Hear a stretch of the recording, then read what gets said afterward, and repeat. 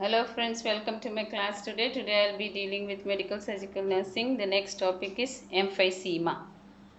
So emphysema means it is the, so definition is it is the permanent dilatation or over distension of the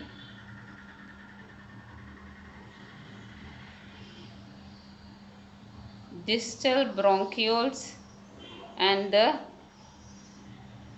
alveolar spaces. Okay, so definition is it is a permanent dilatation or over distension of the distal bronchioles and the alveolar spaces. Okay, so first when you have to understand about the bronchioles. So when you see the bronchioles, the first part of the bronchus, so the bronchus will divide into, the trachea divides into two and forms the primary bronchus. Okay, so this is primary bronchus, and then this primary bronchus, when they enter the lungs, okay, so I will draw this side. Okay, so the first part is the primary bronchus, and when the primary bronchus enter inside the lungs, they divide branches and go to each lobe. So in the right side there are three lobes. They go to the each lobes of the duct of the lungs, and this division where they go to each lobe is called as the secondary bronchioles. So first primary bronchioles, next comes the secondary bronchioles. So next the secondary bronchioles again divide and give so many branches which are called as the tertiary bronchioles. And next the tertiary bronchioles again divide and give more than 20 divisions which is called as the conducting bronchioles. And next the conducting bronchioles again divide into another 5 to 6 divisions which is called as respiratory bronchioles. And the respiratory bronchioles finally they will end in a small duct, and that duct is called as alveolar duct, and this duct will have the will hold the alveoli, which is the important structure of the lung, helps in distribution of air, that is distribution of oxygen to the pulmonary capillaries. So in emphysema, okay, so you have to understand this. So in emphysema, the distal bronchioles means this respiratory, the tertiary, the conducting. So these are the distal area bronchioles. So these bronchioles or the alveolar spaces, alveolar duct, alveoli, when they are permanently dilated, that means they have become dilated so that they cannot help in inhalation and exhalation of air. So whenever the lungs are taking in oxygen, the lung has to expand, and the lung and the alveoli, they have to expand to contain the oxygen. And when there is expiration, that is when the carbon dioxide is moving outside, the lung has to constrict. Okay, that is the alveolar space has to constrict and exhale the air. In case of emphysema, the person is taking in due to some condition, these alveolar spaces, the bronchioles, everything gets dilated so that the oxygen when they go inside, they get trapped inside. That is the carbon dioxide, the alveoli cannot exhale the carbon dioxide because there is dilatation, and the constriction of the alveoli and the bronchioles will not occur, so that they cannot exhale the carbon dioxide. So trapping of carbon dioxide occurs in the emphysema. So I hope you would have understood. Okay, so the bronchioles and the alveolar spaces are permanently dilated so that they cannot exhale and leave the carbon dioxide out. That is called as emphysema. Okay, so next coming to the types of emphysema. So we'll see the types of emphysema. So the types again, they are classified as paraseptal emphysema. Paraseptal emphysema is when the dilation occurs only in the alveolar spaces. So if the permanent dilation occur only in the alveolar spaces, we call it as paraseptal emphysema. Then the next is the centrilobular or centriacinar emphysema. So centrilobular or centriacinar emphysema means the dilatation is present, that is dilatation or over distension of is present in the respiratory bronchioles, alveolar ducts and the alveoli. So respiratory bronchioles, alveolar ducts, alveoli, if in this area there is dilatation and over distension, then we call it as centrilobular or centriacinar emphysema. And next is pan-acinar or pan-lobular. So the name pan means it is total. So pan is total. So total means from the tertiary bronchioles till the alveolar spaces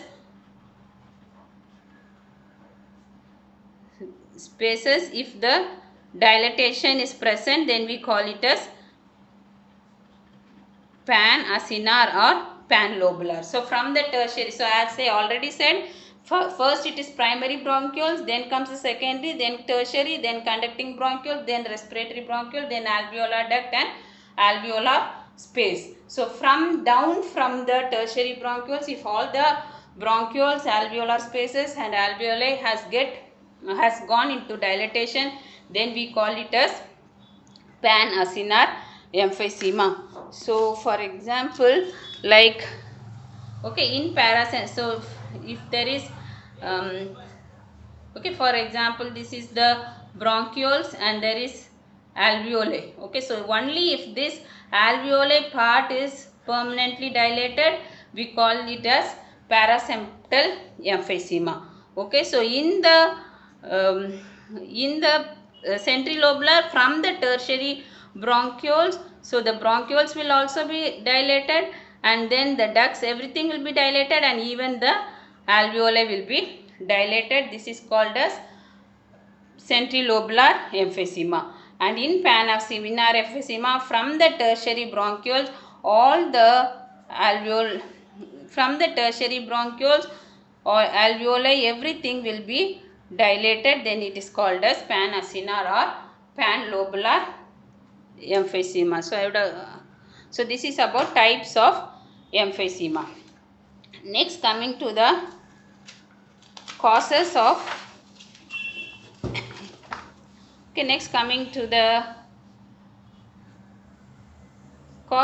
emphysema. So as I said, in other disease conditions like upper respiratory tract infection and bronchitis, almost same cause is there in emphysema. So first main cause is aging. So more than 50 to 60 years, so when the person is aging, then the lung is going to degeneration due to aging, and also certain proteins which are present in the lungs are getting degenerated, the surfactant is getting lost. So because of aging, the alveoli cannot hold the shape, and thereby it can go for dilatation. That is one cause of emphysema. And next is inherited. Inherited means it is genetic disorder. So there is a genetic disorder where there is deficiency of a protein called as alpha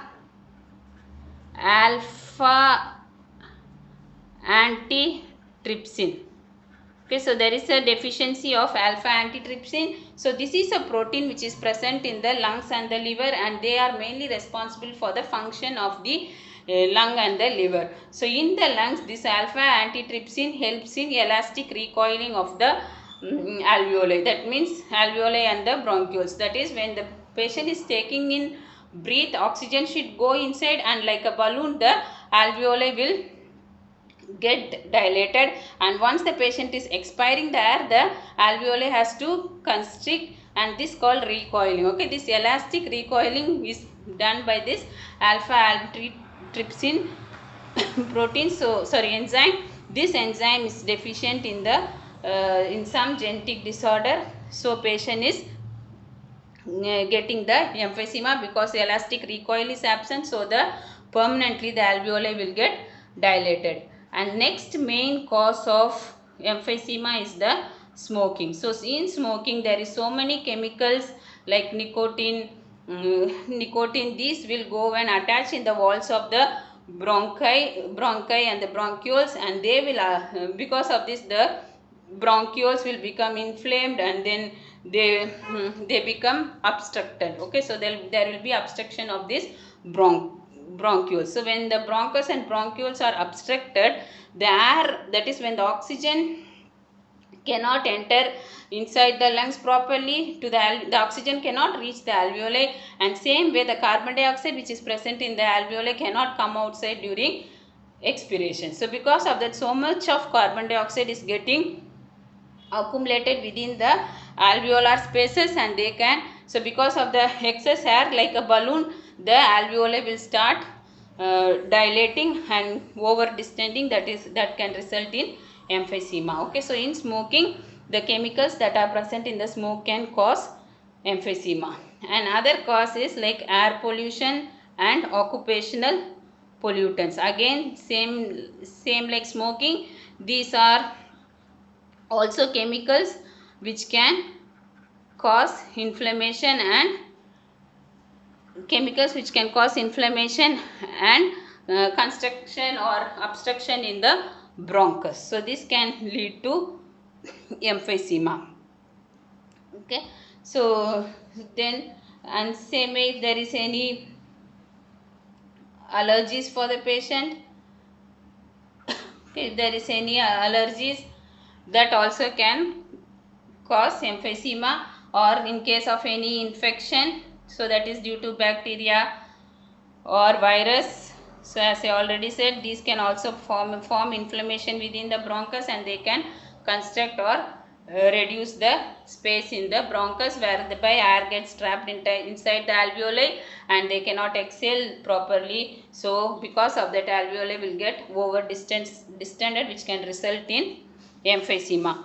And next, coming to the pathophysiology of emphysema. So due to any causes, like as I already said, main problem is smoking or inherited disorder or bronchitis. So bronchitis is due to the infection or inflammation. So as I already said in the previous class, some microorganism is causing inflammation of the airways. So due to any condition. Okay, so in case of inherited disorder, so inherited is by birth or from the genes it is getting transmitted. So due to any inherited or genetic disorder, there is a deficiency of alpha antitrypsin enzyme. So I said alpha antitrypsin enzyme is responsible to maintain the lung function, and also to maintain the alveoli to recoil and expand. That alpha antitrypsin is helping, but here due to deficiency, the function, so main function of the lung is to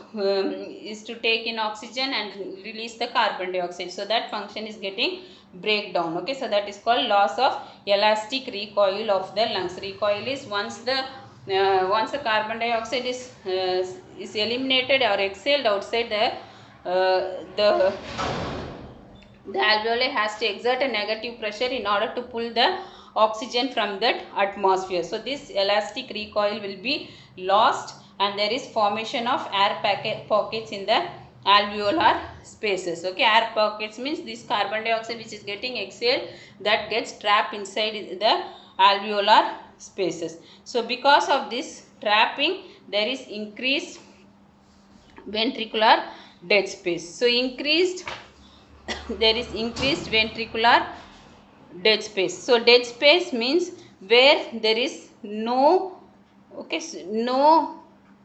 oxygen. Okay, so no oxygen and carbon dioxide transfer is taking place. Okay, so for example in alveoli, so when you see this is the, okay, so this is the alveoli, and okay, so I will show you. So this is, okay, so this is the alveoli. So this is the normal alveoli and this is the dilated or the emphysema alveoli, okay, where it is overextended. So in normal alveoli, so you can see these are the pulmonary capillaries which are coming into the alveoli. So our normal lung has more than 350 million of like this alveoli, and from the heart, okay, so the pulmonary capillaries comes to the alveoli. So if you see one alveoli, so the pulmonary capillaries will come here. Okay, so these pulmonary capillaries, they come from the heart. So pulmonary capillaries will bring the deoxygenated blood. Okay, so deoxygenated means less oxygen and more of carbon dioxide. And now during inspiration, okay, so during inspiration this alveoli will be filled with oxygen. So here in the pulmonary capillaries carbon dioxide is more and in the alveoli oxygen is more. So now there will be transfer of this, that is diffusion. Diffusion means from higher molecules area to the lower molecule area the gases will get exchanged. Okay, so because alveoli has higher oxygen, this oxygen from the alveoli will come into the pulmonary capillaries, and this pulmonary capillaries which is coming from the heart has more of deoxygenated, that means more of carbon dioxide. So this carbon dioxide will go into the alveoli and from alveoli it will be exhaled outside and eliminated. So so this area is deoxygenate. So in this area there will be deoxygenated blood. Okay, so this area deoxygenated blood is coming. Okay, once they come, the exchange takes place, the blood becomes oxygenated. Okay, so exchange takes place, the blood becomes oxygenated and they go through the pulmonary vein into the lungs. So like this, all the millions of, so there are so many 350 millions of alveoli, they do this oxygen and carbon dioxide transfer in the alveoli. Okay, so that is, okay, that is called as increased ventricular dead space. Dead space means there is no transfer of oxygen, so that means there is no exchange of gases in this dead space. Okay, so whereby there will be less functional lung tissue. That means lung tissue is not able to function properly because the carbon dioxide is trapped inside, the area has become dead, that means no transfer of oxygen is taking place and the lung tissue will not function. Okay, and when you come to this side, okay, so this is due to inherited disorder. And when you see this microorganism and smoke, okay, so this microorganism means in bronchitis or any condition it can cause microorganism, and smoking is one of the main cause of emphysema. They can irritate the respiratory tract. Irritate means they can cause injury, ulceration of the respiratory tract because they have chemicals which are harmful to the respiratory tract. So these chemical deposits form in the cell walls of the alveoli. Okay, so they form in the cell walls of the alveoli or bronchus. Okay, so anywhere in the airways they form this chemical deposit which will result in destruction of the alveoli. So these chemicals will form like a inflammation and they will obstruct the air moving during inspiration and expiration, and because of this they will cause destruction of the alveoli. So when the alveoli is destroyed, again there is increase in the ventricular dead space. That means alveoli cannot do the oxygen and carbon dioxide transfer, and which result in less functional lung tissue. That means lung tissue is not able to function properly.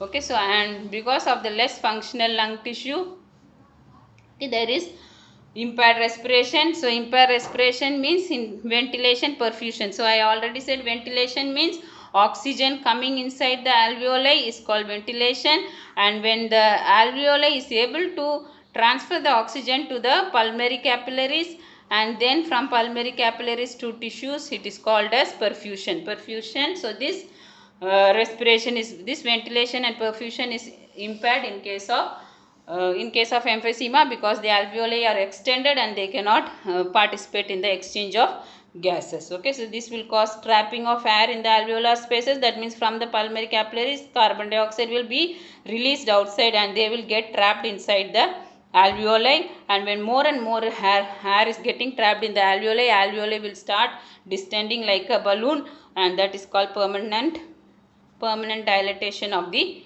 alveoli. Understood? Next is clinical manifestation. Clinical manifestation. Okay, clinical manifestation main is, so there will be cough as any respiratory disorder. The reflex to any disorder is cough. It is a normal reflex to eliminate the secretions. Okay, and next the person will have dyspnea, breathing difficulty, and increased. Okay, so these all difficulty in breathing. Okay, and then prolonged expiration. Prolonged expiration means because air is getting trapped inside, the patient cannot easily exhale the air, so he keeps on exhaling prolongedly. Okay, so that is called prolonged expiration. And there will be sputum. Sputum is phlegm like secretions will be produced in the mouth, and patient will have hypoxemia because oxygen cannot enter through the trapped bronchioles. So patient will go for hypoxemia, means decreased oxygen in blood, and patient will go for hypercapnia. Hypercapnia means there is increased carbon dioxide in blood, because as I already said, the perfusion doesn't take place, so there are more and more carbon dioxide trapped inside the alveoli, and this same carbon dioxide is going to the blood also. Okay, and next is the clubbing of fingers. Okay, so the fingers will be clubbed. That means in this area you can see some bulged like thing. Bulging of this area is called as clubbing of fingers. And next there will be barrel chest. So barrel chest is increased anteroposterior diameter of the chest. Okay, so that means anteroposterior is from our front and back. The chest shape and the lateral shape should be 1:2. Okay, but this will be opposite for patient, because the AP diameter means anteroposterior diameter. Okay, so barrel chest means increased anteroposterior diameter of the chest. That means the front and the back diameter will be more than the lateral diameter. Okay, so that is called barrel chest. And there can be seen nicotine stains in the nails. Okay, so this is more common in patient who is smoking. So in the nail buds you can see brown stains. That is called as nicotine stain. Okay, this is about the signs and symptoms. Next, coming to the diagnostic findings. So in diagnostic findings of emphysema, I will collect the history. So in history you have to collect about if there is any inherited disorder, alpha antitrypsin deficiency, any smoking history. So this all has to be connected. Next, in physical examination, you can see the AP diameter of chest will be more, that is barrel chest, and nicotine stains in case of smoking. And chest X-ray, you can see the dilatation of the bronchioles and alveoli can be seen. And then you will do a ABG analysis. In ABG analysis there will be less saturation, and also PaO2, that is partial pressure of oxygen, will be decreased due to hypoxemia, and PaCO2, that is partial pressure of carbon dioxide, will be increased. Okay. And next is we can do a spirometry test. So in spirometry you can see the pulmonary function test, that is how much lung is able to hold the air and what is the residual air. So how much lung is able to function, you can do using a spirometry. Okay, so these are the diagnostic findings you will do. And last is management of emphysema. So in management, so first is you have to give oxygen therapy. This oxygen therapy according to the saturation levels you can give by a mask or a nasal prongs or by CPAP, that is continuous positive pressure, or by a mechanical ventilator. Okay, so by mechanical ventilation you can give this oxygen therapy. Okay, and next comes the nebulizer therapy. So nebulizer therapy will be with the help of inhaled corticosteroids. Okay, so that is Budicort. And then you can also give anti-inflammatory drugs. So in anti-inflammatory also again corticosteroids can be given like dexamethasone and methylprednisone. And in case if the patient is having bronchitis infection, then treatment will be as of bronchitis. You have to give antibiotics like tetracycline and doxycycline. Okay, so these are the management. So otherwise patients, mostly these patients have chronic respiratory problems, so they may go home within lives. Okay, so then bronchodilators also can be given like Deriflin and Aminoflin. Okay, so these patients will go home with the, okay, so this is a chronic condition where patient may go home with the oxygen kit. Okay, so that means he has to, in case of long term treatment, okay, so oxygen therapy should be continued at home. Okay, so and nebulizer therapy, nebulizer machine, patient has to take a nebulizer kit to the home, and also inhaler therapy. So in inhaler there are so many types like meter dose inhalers or rotacap inhaler. So according to the doctor's advice, patient may go with a meter dose inhaler or a inhaler therapy. Okay, and then other, okay, other management is, okay, so mainly we have to teach about pulmonary rehabilitation. Rehabilitation means with the pulmonary difficulty, patient has to modify his life and he has to adapt to the adapt to the disease condition and he has to survive. So we have to do a pulmonary rehabilitation. In pulmonary rehabilitation regarding nutrition, we have to tell the patient to take lots of oral fluids and protein in diet. And next, if the patient is having cough and secretions, we have to tell the patient to do a steam inhalation or a suctioning can be done in order to relieve the secretions. Okay, and if the patient, okay, and we have to teach the patient about deep breathing and coughing exercises has to be taught in order to improve the lung function. Okay, so deep breathing can be taught with the help of a spirometry device. Okay, and we have to tell the patient about the nursing management, how he has to take care. So all the oxygen therapy, so how to clean the oxygen therapy before giving the oxygen, they have to clean the mask, and when the patient is going with the oxygen at home, we have to tell them how to use the oxygen. Same way nebulizer therapy, you have to teach the patient regarding nebulizers and also inhaler therapy. Okay, and last, if the patient some patients may also go to a surgical management. So there are mainly two surgical management, that is lung volume reduction surgery. Okay, so in lung volume reduction surgery, they remove the dilated alveoli.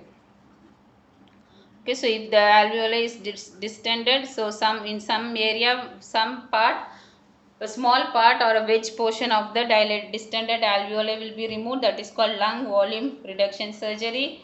In severe cases, we have to do a lung transplantation, that is replace the lung, but this surgery is not much done because the failure rate is high and survival rate is very low. So lung transplantation is very rarely done. Okay, so even when patient is going for surgery, all the pre-operative, post-operative care has to be provided. I hope you understand. Thanks for listening.